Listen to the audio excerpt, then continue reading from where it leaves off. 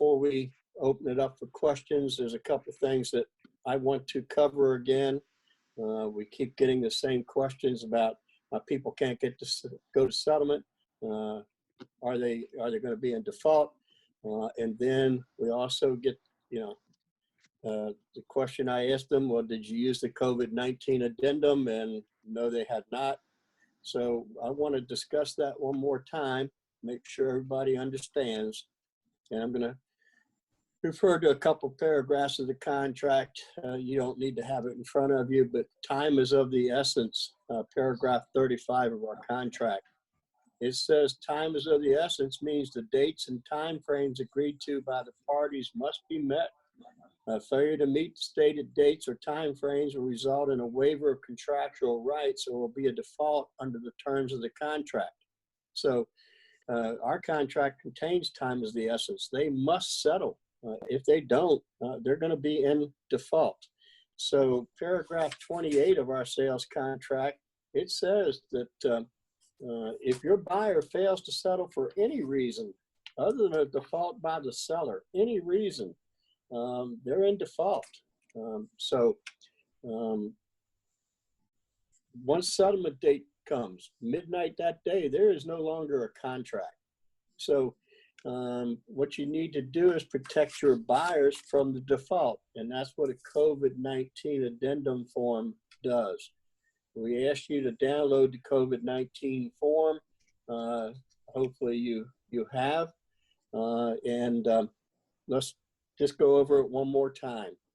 The COVID-19 addendum form, you know how to fill out the top of it, but buyer and seller acknowledges that the coronavirus pandemic may have unforeseeable and indefinite impacts on real estate transactions. Well, in our law, common law, there's a little provision about if a contract becomes impossible to settle because of some unforeseen event, then you might be able to get out of it. So if you had a contract prior to March 1 and they couldn't settle because of some of this stuff, you might be able to use that principle. But it's no longer an unforeseeable event since the initial lockdown started. So what this form does, since this is no longer an unforeseeable event, this addendum is designed to protect the parties from default in the event they're unable to perform. That doesn't mean it's an inconvenience or they have to do it a different way. We've had a lot of adjustments made. Settlements might be virtual, etc. So what you need to be careful of is that it's not just because they don't want to do it that way or they're afraid to go out. To perform due to circumstances beyond their control. This addendum may be used during or after contract ratification.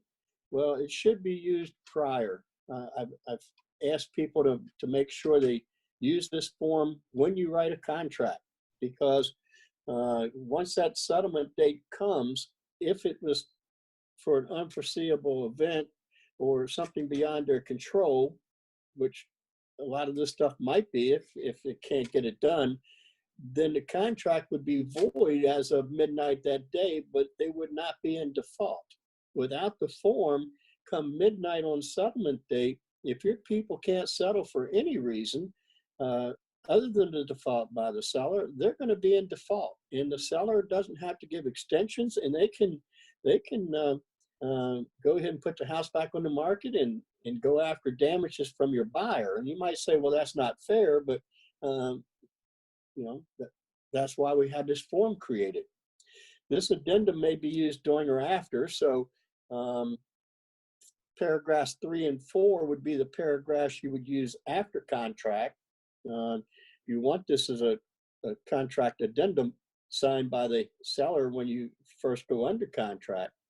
And so paragraph 3 and 4 would allow extensions past settlement without a default or and keep the contract alive. So it talks about what an unforeseeable event means, and that's any event or circumstance beyond a party's reasonable control, which makes it impractical. I mean, if you can settle, this is not a get out of jail free form. If there's ways of still settling, then not just because you're afraid to go out, etc., then you're not going to be at, this form will help protect you as far as not being in default, but you still probably have a void contract unless people extend. And that's the importance of paragraph 2 is it's not a default and there's no liability to the other party. Everybody should sign a release and let it go forward.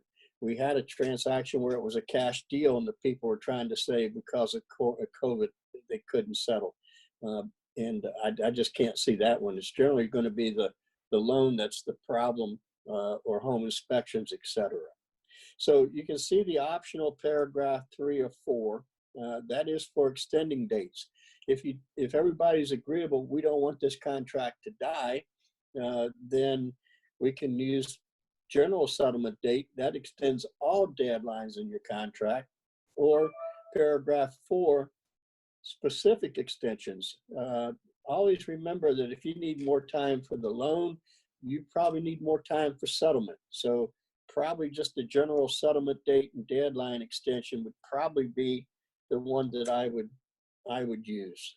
Okay, and so the form is there to protect all parties, because the seller might be in a position where they can't settle. What if they had come down with COVID and were in the hospital, or etc. So it protects both parties. It's not a one-way form.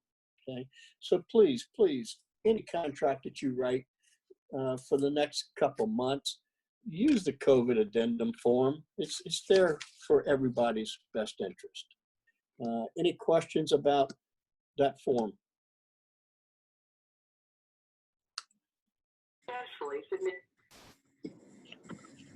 My prediction is that we're just gonna, ride this thing, and market is still gonna keep on going.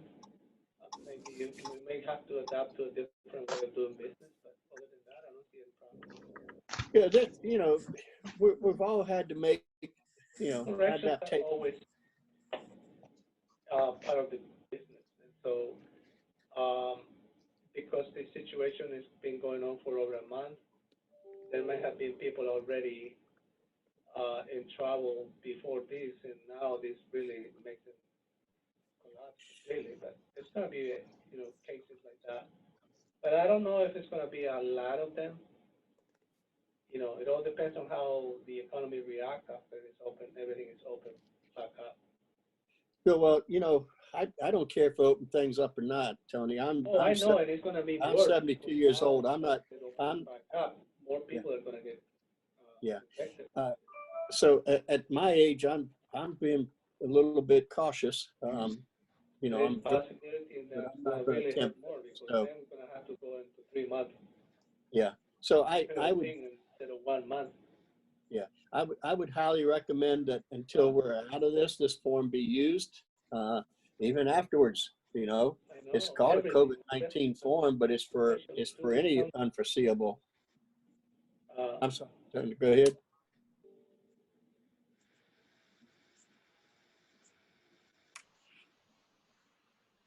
I didn't hear that. I don't know that's their schedule, so that I don't know how busy they may be. I can give you their number if you want to call them, but usually they don't answer the phone. 202-256-0107. What is this? Okay, you too.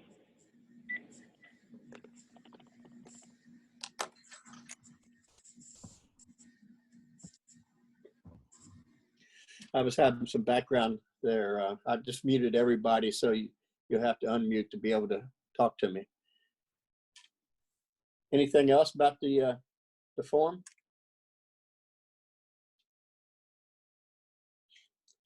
Okay. One of the other things we were going to talk about today is the appraisals, etc. But before I do, I will open this up for any questions anybody has of me. If you had a question you want to ask first. Hey, Larry. Hi, it's Rafael. Can you hear me? Yeah. Great. So I'm thinking about what the effect of this pandemic is. What are your thoughts about the foreclosure rates here in Virginia? Do you think it will have a negative effect? Will it increase the number of foreclosures? What are your thoughts? I think you will have an increase in foreclosures, but people should be contacting their lenders right now for a 3-month forbearance, and most lenders are giving the 3-month forbearance where they'll waive the payments to be made right now. What you have to really think about with that one, make sure if your lender is going to do what we call the forbearance, that they just add the payments on the back end of the mortgage and extend it. Because some of these things I have seen, people actually will have to come up with a lump sum of money after the 3 months and that's, if they've been out of work, that's almost going to be impossible. So I think forbearance will be the way to go. Right now, there wouldn't be any foreclosures, in my opinion, in Virginia, simply because the courts have shut down for anything like that, evictions or of tenants or the other.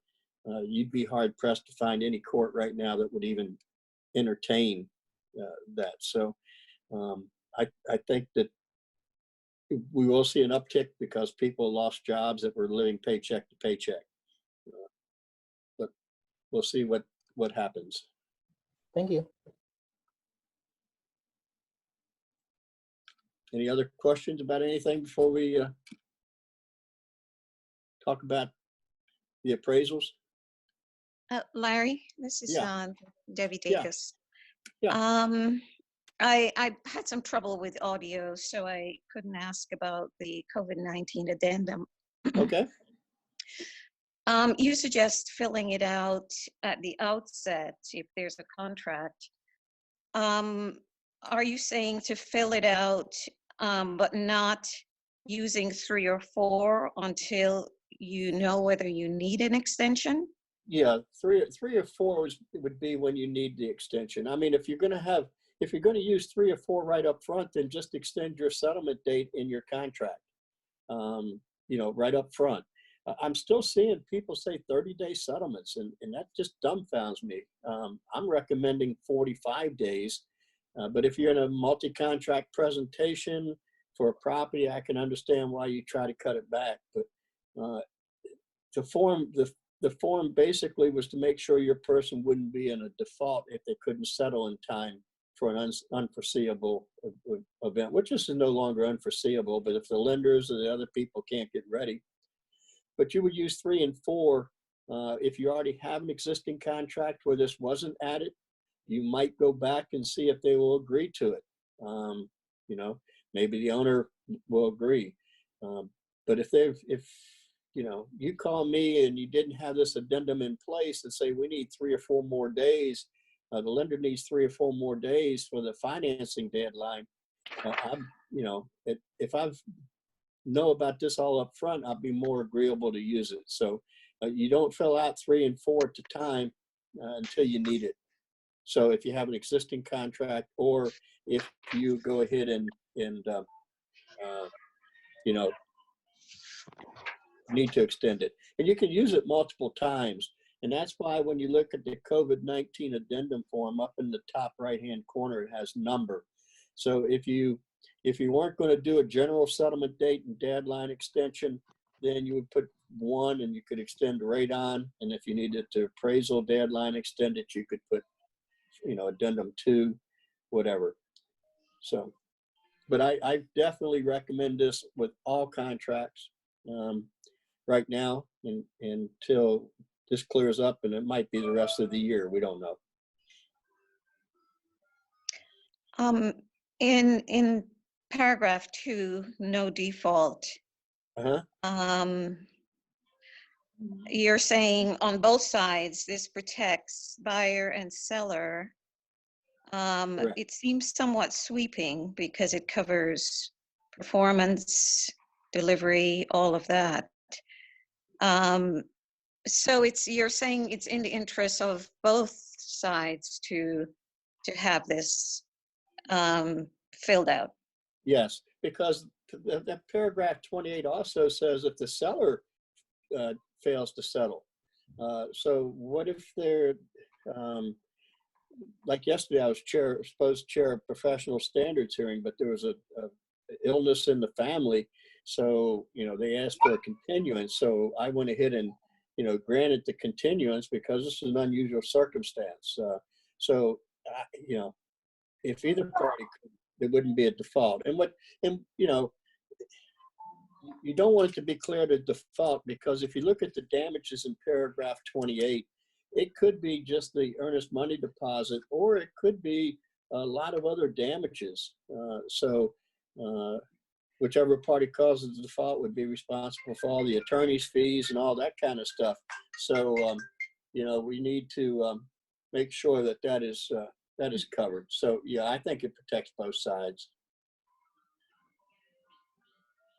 And it is kind of sweeping. I agree, but it's not. So say the title company said, you need to settle, we have to do this electronically. And the other side says, well, I don't do electronic. So no, we're not going to do that. I'm not going to settle. Well, that's not going to be covered by this form. Okay.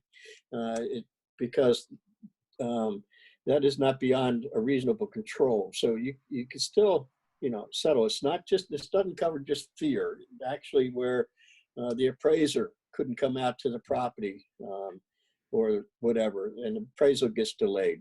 This is going to protect that from a default, because under our contract, time is of the essence, and paragraph 28. The court really wouldn't care that it wasn't your fault that you couldn't settle, because the appraiser couldn't get out there. That's why you need to make sure you have plenty of time for your settlements.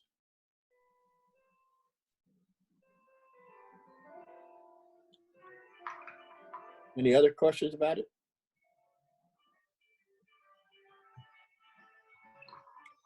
So, if I was using the form and presenting it to my seller, I'd make sure they understand that this is in everybody's best interest.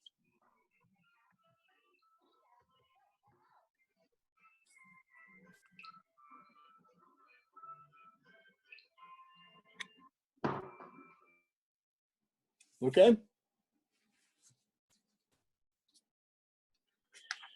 Yes, thanks. All right. Now, we covered financing last week, but the appraisal contingency, we've had some problems with appraisal. So I want to go over in the contract addendums the appraisal for conventional. I'm not going to read it word for word, but let's address the paragraphs. So paragraph 5 of the conventional financing addendum form. The buyer shall have until 9 p.m., 21 days recommended.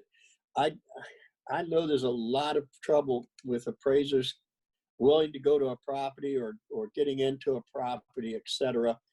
So 21 days may not be good enough. That's once again why I like the COVID addendum. If you don't check that it is contingent on or not contingent, one of those boxes, then the appraisal contingency deadline is the financing deadline. It's pretty hard to get the appraisal done within the 14 days or whatever people put in that paragraph for financing contingency. So make sure that this is a separate date contingent. Give the appraiser enough time to get out there and do their report. Now, it says the contract is contingent on the appraisal and the appraisal deadline set forth above. Buyer shall provide notice to seller by appraisal deadline. And remember, notice is defined in our sales contract. That's a written unilateral communication. Okay, so it takes something in writing to remove this. So the appraisal comes in. Everybody's happy with it. The underwriter's happy with it. The appraisal reviewer for the mortgage company's happy with it. Well, then you can send over the notice that the appraisal is equal to or greater than the sales price, and that satisfies this. But what if it comes in where the price is fine, but the underwriter looks at it, and the underwriter reviewer, and there's an underwriter reviewer for all appraisals. It's not the appraiser that gives the final approval. It's the staff underwriter for appraisals that give that final say. So it may come back where the buyer, even though it appraised for the dollar amount, the buyer elects, this is paragraph B, elects not to proceed with consummation of this contract because the property does not satisfy the lender's requirements, or the appraisal doesn't allow for that specified financing, or property is inadequate collateral. And the lender decides that. So everything could have been going along fine, and we get this appraisal that the appraiser said, yeah, it's worth this, but the appraiser puts minimum property requirements, flaky paint and broken windows and stuff like that. The mortgage company could say, well, to us, this is not adequate collateral, and they could turn this down. The appraisal is not equal to or greater than sales price, paragraph C. The buyer elects not to proceed with consummation of this contract unless the seller elects to lower the sales price to the appraised value. So if the seller is willing to lower the price, then you have a contract. It's not, we don't want it, okay? It will be the seller's option to lower the sales price to the appraised value, and the parties will proceed to the settlement. If seller does not make this election, the parties may agree to mutually acceptable terms, and each election has to be made in writing. This is not one where, like the home inspection addendum, where we go back and forth orally. Each party has 3 days after the notice from the other party. Remember, notice is in writing. The parties will immediately sign the appropriate addendums. If they fail to agree in those 3-day periods, then this contract is void. So it's imperative that you stay on top of this if the appraisal comes in lower. And I've been hearing appraisals come in lower because some appraisers are saying this COVID-19 could have an effect on prices in the future. Although all the stats show that prices are still going up in Northern Virginia, okay? Or the buyer could just proceed to settlement under D without worrying about the appraisal. They would pay the cash difference. And that pretty much are the options. Now, this is just like the financing addendum. If the buyer fails to give seller notice by the appraisal deadline, in writing, it continues on until the seller gives the notice that the contract become void. And if the seller delivers such notice, it becomes void at 9 p.m. on the 3rd day following delivery of the seller's notice, unless prior to that time buyer delivers the required notice with the appraisal. So be careful that you don't do this in writing, because technically, if a seller wanted to get out, they could pretty much call your hand and send this notice over, and your buyer would have 3 days to deliver. Okay. So those are the options under the conventional. You can go forward and ignore it as a buyer, or a lot of it depends right on the mortgage company underwriter whether or not this is acceptable. Any questions about the conventional one?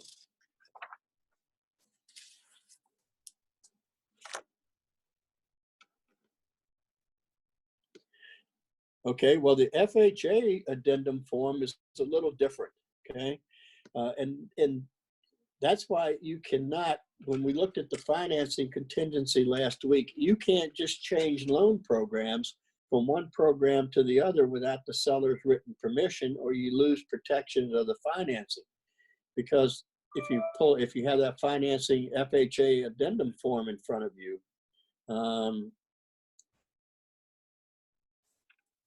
when we look at the appraisal part, it's a little different. So it says FHA Amendatory Clause, and we had a problem with this last week with one of these, and hopefully it all got resolved. I think I heard it had. It is expressly agreed that notwithstanding any other provisions of this contract, buyer shall not be obligated to complete the purchase of the property or incur any penalty by forfeiture of deposit or otherwise, unless buyer has been given in accordance with HUD or VA requirements, a written statement by the Federal Housing Commissioner or Department of Veterans Affairs or a direct endorsement lender setting forth the appraised value of the property of not less than X number of dollars. That blank has to have the sales price in it.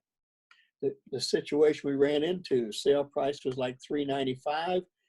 The agent put $350 in this clause. It came back, the appraisal came back at $375.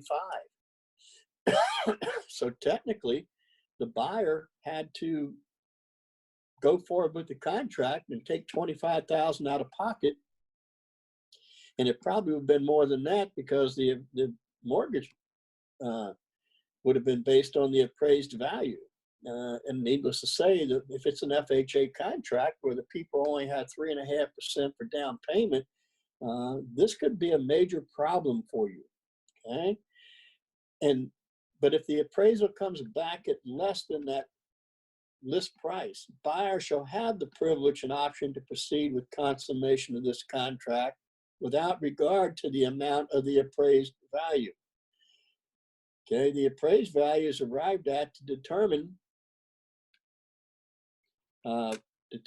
determine the maximum mortgage amount. Now, one of the differences here is that the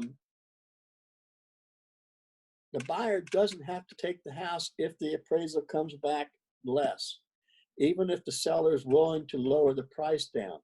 Also, in that instance where the dollar amount was less than the list price, I'm not sure that the lender would have approved the loan anyway, so you might have been able to get out for that purpose. But you notice that this addendum is not satisfied. There is no date in here for saying that the appraisal has to be done within 21 days or whatever, because under statute with the FHA, they can't go forward until they have received a satisfactory appraisal, which comes from the underwriter reviewer. So there would be no time limit for this. And you have a little notice there. The dollar amount to be inserted in the amendatory clause is the purchase price. Now, you could put less of a price if the buyer had money and wanted to do it, but don't do that. Make them match up. So what happens if the appraisal comes back low? In the event the written statement setting forth the appraised value of the property indicates a value less than the sales price, buyer shall deliver notice, once again, that's in writing by definition of our contract, that capital N for notice, stating the buyer elects to proceed to settlement at the sales price in the contract or requesting the seller change the sales price to a specified lower amount of not less than the appraised value. So you don't have to go back and redo page 1, etc. If the appraisal comes back low, everything is adjusted according to this paragraph. Or they can void the contract based on the low appraisal. They don't have to go forward with this like a conventional if the buyer just decides, no, I do not want this property because of the appraisal. Okay? And buyer's notice shall include a copy of the written statement. And then we have the 3 days back and forth as we did in the other, okay? But failure to respond in writing in that 3-day period of notice, either party, you have a void contract. Any questions?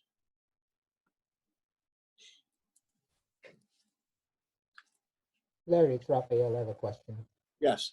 How do you respond to a listing agent's when they say that they will not take offers that are below list price because the seller doesn't want to? How do you respond to that?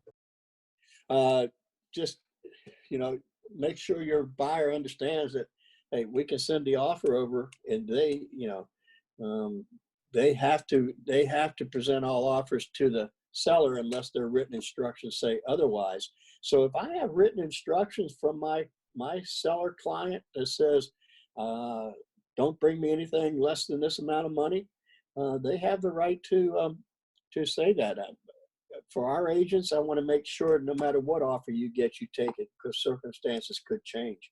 But they do have the seller does have the right to say, this is it. I won't take anything less, and don't even bother me with it. You could always still send it over. Our code of ethics changed. 1-7, our code of ethics. A lot of people may not know the change, but it says that if the broker requested the other broker in writing whether or not the contract was presented, or the owner had instructions, or the agent had instructions not to bring the offers, they have to respond back to the broker in writing. So now there's a little, in our code of ethics, there's a little section there that will allow the brokers to request from the other broker, not agent to agent, but broker to broker, because brokers listings that the contracts have been presented. But make sure your buyer understands. I'll write it up because you're instructing me to, but there's no obligation if they have written instructions not to present it for them to present. But if you don't have written instructions, then make sure you present. And for our agents, the statute says all offers must be presented until settlement, even when a property is contingent, to a contract. So if you have a contract and you don't get the seller to remove that obligation in writing and according to code of ethics and our state law, you could have a problem. So, if they don't want to see any more offers or offers below, get it in writing.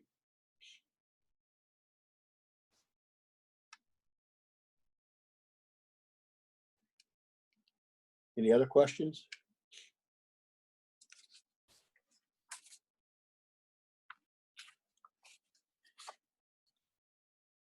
Okay, the other thing that we were going to talk about this week, because we had a question on this last week, deals with the contingencies and clauses addendum. This form is put together by NVAR to cover several things, but we're talking about, the question was about the contingency of a property to be sold and coming in on one of your listings. First of all, make sure the seller understands that unless they have a property that hasn't moved, I'm not sure that I would even consider accepting a contingency on the sale of a buyer's property, even with a kick out, because you're going to have to reflect that in the listing in the computer. And how many of you would go out and show a home unless it's a unique, a really small supply of homes to choose from your buyer, and write a contract on a house that's already has a contract? It could hurt them a little bit in their marketing. But if they decide to do it, contingency 1A, this is when you have a listing, the buyer's bringing in a contract, and they do not have a buyer for their home, so it has to be put on the market, and then we have to have the domino effect for settlements. So this contract is contingent until 9 p.m. Probably going to need 45 days in this paragraph after date of ratification upon the sale of the buyer's property located at such and such address. And if the buyer does not satisfy, amend, or remove this contingency by deadline, the contract will become void.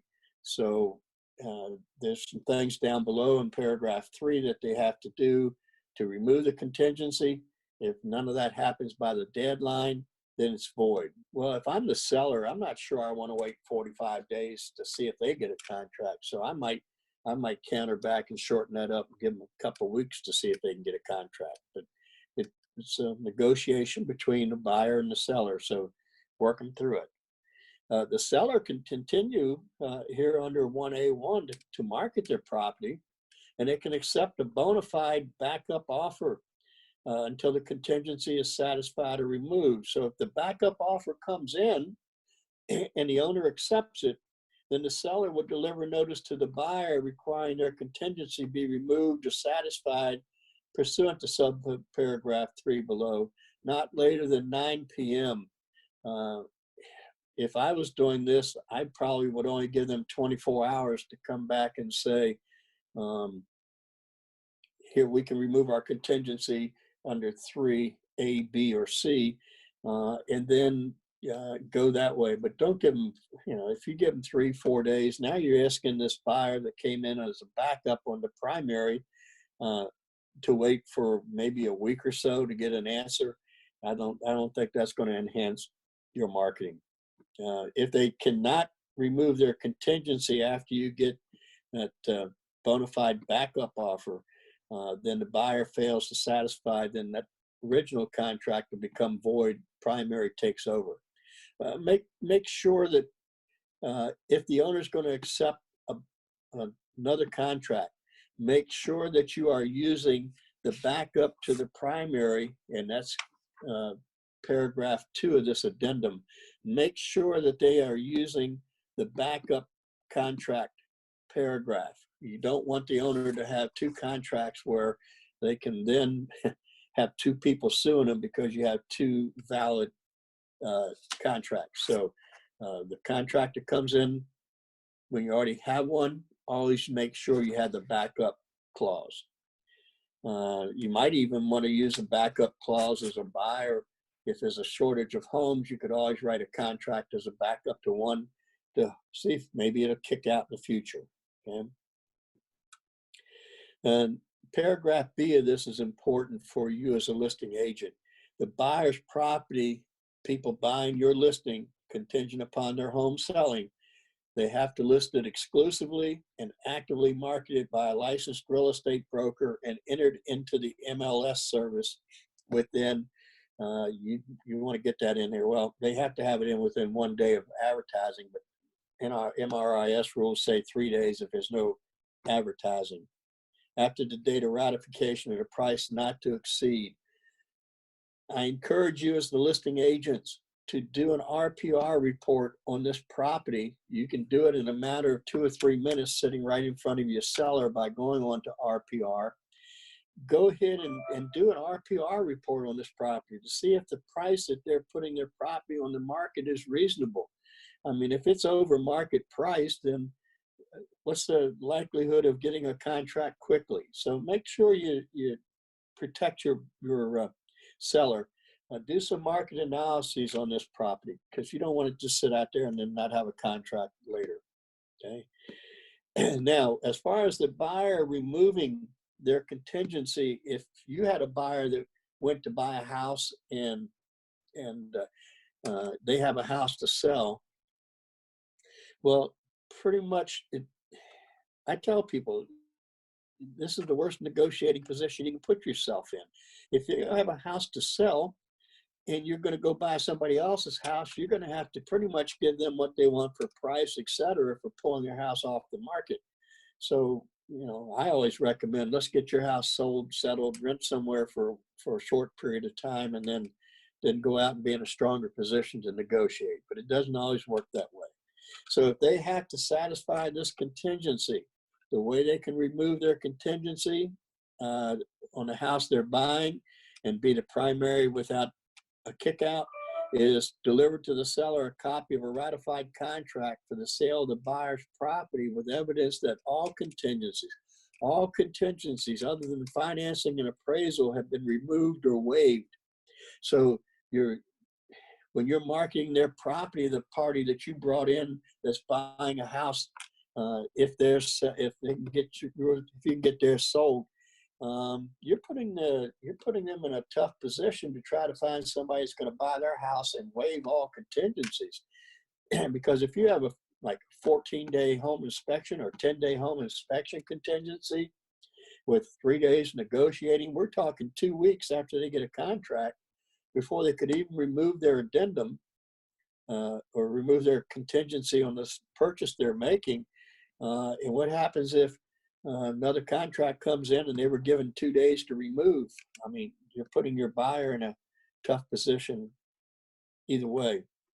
Or they could remove this contingency by sending a letter over from the lender that financing is not contingent in any manner upon the sale or settlement of the property or them getting a lease. If they're in that position, then I'm not even sure why you're using this. They probably don't need it. Okay? Paragraph 4 of this, If the buyer satisfies requirements of 3A above, this contract will remain contingent upon the settlement of the buyer's property. So even though they got a contract that was non-contingent, it's still contingent on financing and appraisal. And this paragraph will survive the satisfaction of the contingency for the sale of the buyer's property.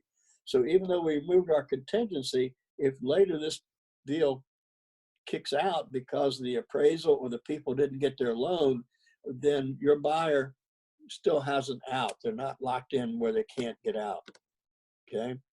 Now, settlement under this contract may not be delayed more than X number of days after settlement date. What if the lender comes back and says we need 3 more days for settlement? Well, this gives you that time frame where the contract is automatically extended on both properties for that amount of time.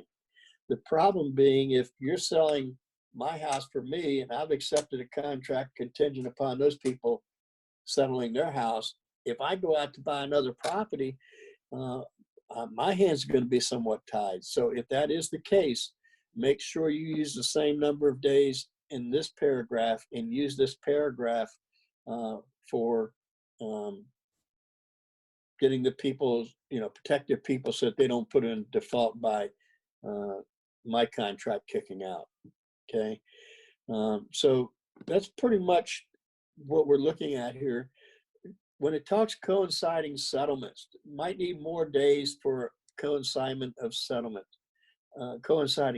It's almost impossible to have coinciding settlements anymore if both parties are using a mortgage, because TRID guidelines, it's hard to find 2 different lenders that are going to coordinate everything where it works out perfectly with their 3-day written disclosure on the CD and all that. So this, you may be faced with someone using an assignment of funds.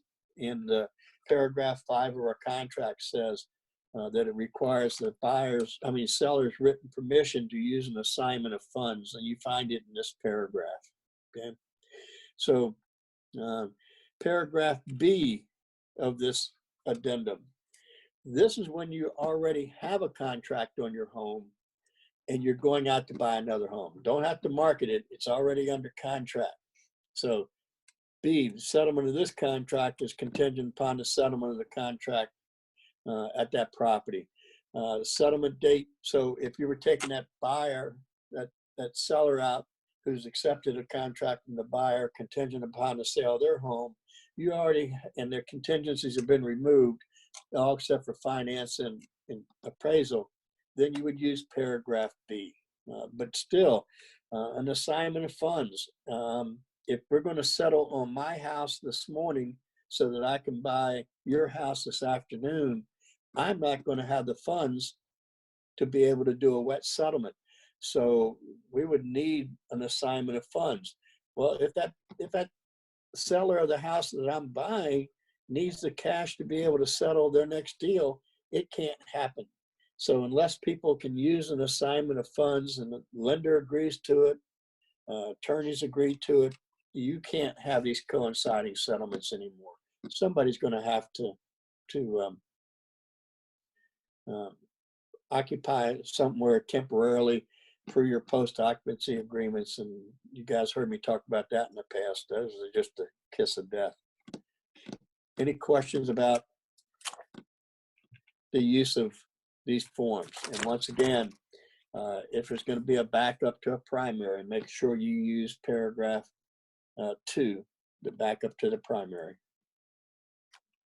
Any questions?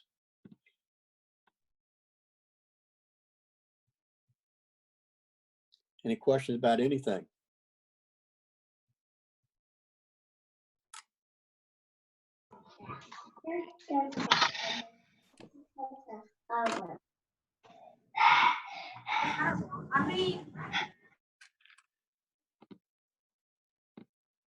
I tried unmuting everybody, but we're getting the background, so I muted you back. Any other questions? Larry, Yes. if you have a multiple offer situation, you're the buyer's agent, and you never get a reply as to who got the offer, I mean, who got the contract and all that other stuff. Is it assumed that your contract was rejected, or do you have to submit some sort of addendum saying that you're withdrawing your offer? You So should they don't submit. come back later saying, oh, you got the contract. Excellent. No, submit something in writing withdrawing your contract, because until you've received a notice. Now, there's a little section in our code that says if you get multiple offers, okay, for our agents, okay, you get multiple offers, one is accepted, you need to put rejected on the front page of the others and date it, and have your sellers initial it and send it to all parties. You know, it says it, that's required. It doesn't happen, I'm telling you, it doesn't happen very often, but it's required. But do not leave your offer out there, because if your buyer goes out and writes a contract on another property, assuming that, you know, their offer's been rejected, and they could be buying two properties. So excellent question, excellent point. Okay. So as a listing agent on the other side, you would have to have your seller stamped rejected on all the other offers and initial it? Yeah, that's the safest way to do it, and that's what our statute technically requires. I'm telling you, it doesn't happen, because when's the last time you received one that said rejected? I've never received one. Yeah. Is So, that the same case in all jurisdictions? it's in Virginia. I don't know about outside of Virginia. Okay, thank you. Okay. Any other questions? Well, we ended up with 20 people here today. That's good. Spread the word, because, you know, we're gonna meet again next Wednesday, and I'm gonna talk about disclosure. I'm gonna title the class "Murder, Suicide, Ghost, COVID-19." Okay, we're gonna cover the disclosure forms and how to properly protect yourself with the disclosure forms in the state of Virginia. And any other questions anybody wants. So Johanna wanted me to make sure that our agents know, contact your managers with questions, and then they can also, you know, they'll forward it to me, and we'll discuss those questions ahead of schedule. I mean, I can pretty much answer them if you ask me a question, but you know, email Johanna at fairfaxrealty.com. With any questions you have, and she'll see that I get them. So we're going to meet again next Wednesday at 11. I have to teach broker CE after that. But so if you need your continuing ed, NVAR is offering it virtually. I'll be doing it this Friday and Saturday, and next Friday and Saturday.